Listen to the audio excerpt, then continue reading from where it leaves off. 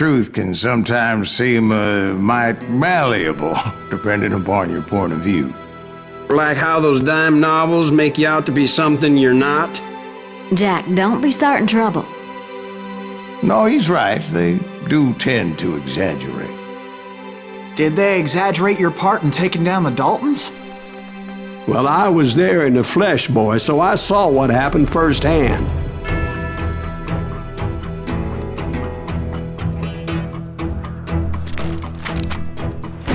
Those Daltons were lawmen once, before they all went bad, robbing banks and trains clear across the territory. Until Coffeeville, of course. I was one of the citizens who took up arms that day. Fighting on the side of right? I did my best, sir. We all did.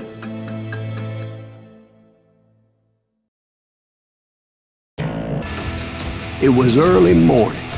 One of my friends was a local gunsmith, and he handed out firearms to anybody who'd take one. You see, the Daltons got it in their heads to rob two banks at the same time. Two banks on the same damn street. Story was Bob Dalton's girl was always writing about how he had no ambition. Oh, you're nobody next to Jesse James, she'd say. Finally, the bastard took his brothers to Coffeeville just to shut her up.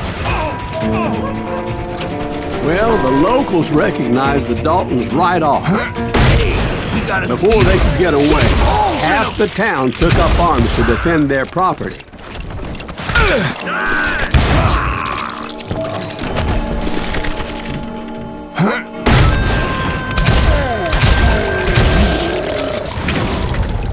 The brothers paid dearly for their stupidity, but everybody knows they had it coming. There's more to it than that. I read all about that day, so I know for a fact that it went down very differently. First of all, it was high noon. A posse of U.S. deputy marshals were on the rooftop across the street. Get ready, boys.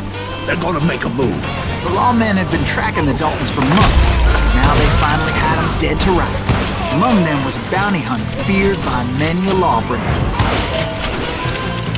This man had no intention of letting the Daltons slip away. They met an adversary that day who had no fear and offered them no quarter.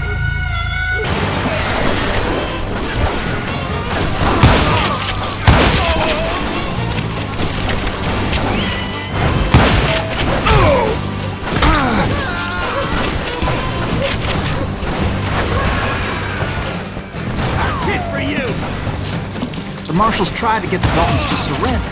They'll give up eventually. We just gotta wait and suck the bitches out.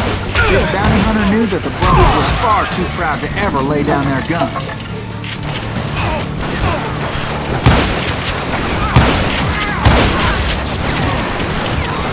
He went in there alone to confront those criminals. One of the marshals shouted, "Where are you going? Are you crazy?" Hey, where do you think you're going, dumbass? That rifle's mine. But he paid him no mind. He saw a way to get around to the back of the bank. Then he figured out how to hit the Daltons from a direction they weren't expecting.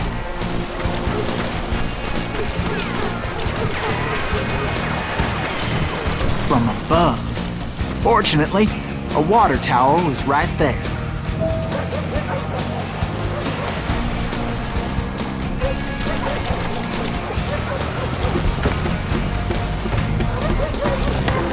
A moment later, he was climbing up a steep ladder, laughing at danger as he did.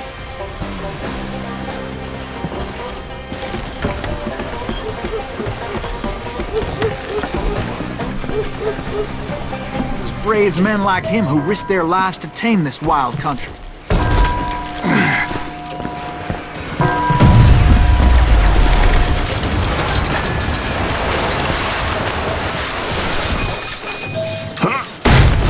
We've got company!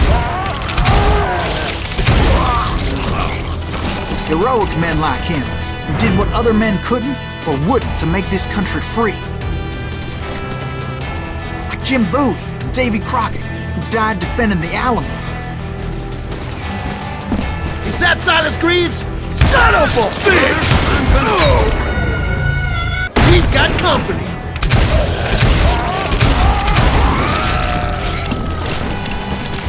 Is that Silas Greaves? Son of a bitch! That's right.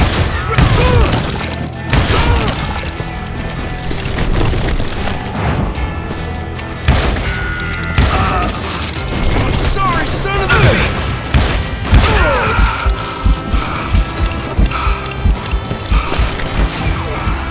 I ain't backing down.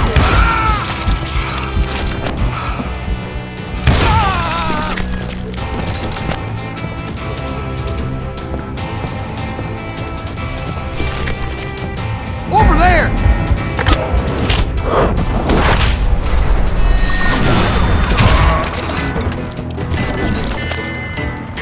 That's Silas Greaves! What the hell? Blam! Blam! He came away victorious, taking down those thieving Daltons. His name is Silas Greaves, and when the dust finally settled, he was the last man standing. Sorry, kid, but that just wasn't the way it happened.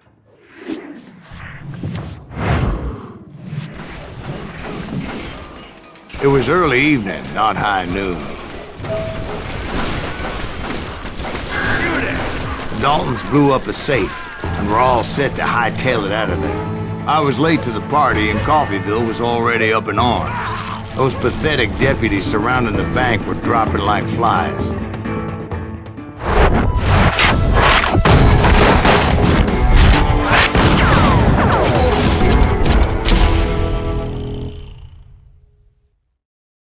I had been tracking those jokers for months, waiting for them to do something reckless. There he is! And finally, they did. Those stupid bastards decided to rob two banks at the same time in the same town where everybody knew them. But they still had friends in common.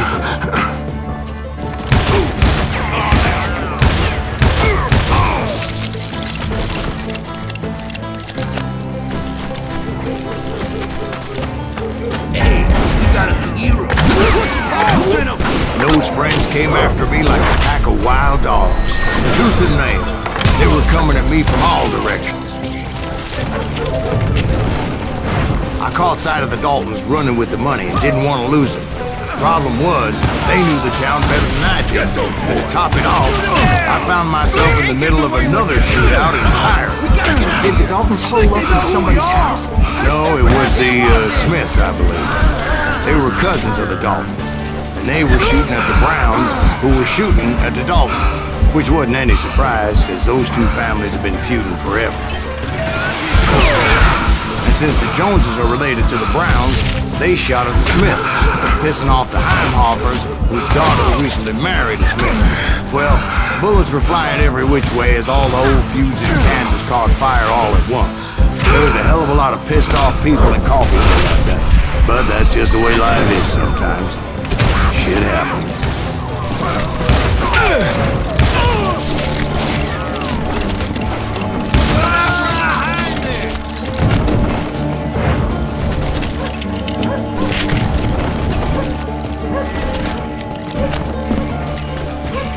The Dalton boys knew I would never give up. Those Daltons weren't the sharpest knives in the drawer, but they always stood together.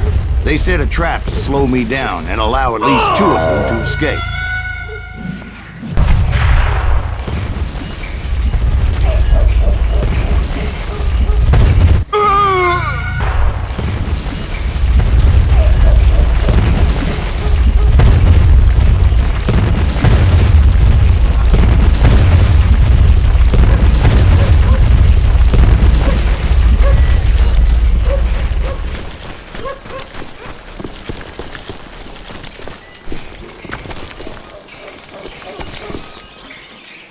Was Emmett, the youngest, and he decided to stand his ground and face me down.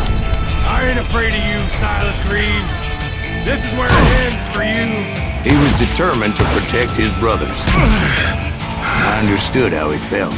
Taking me on all by his lonesome wasn't exactly a recipe for a long time.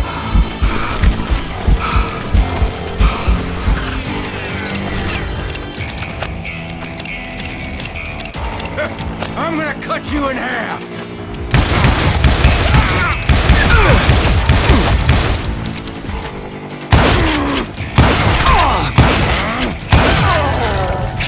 But Emmett Dalton survived the robbery in Coffeyville. He's the only Dalton who did. They say he was shot 23 times. Well, Dwight, who do you think put all those damn holes in him?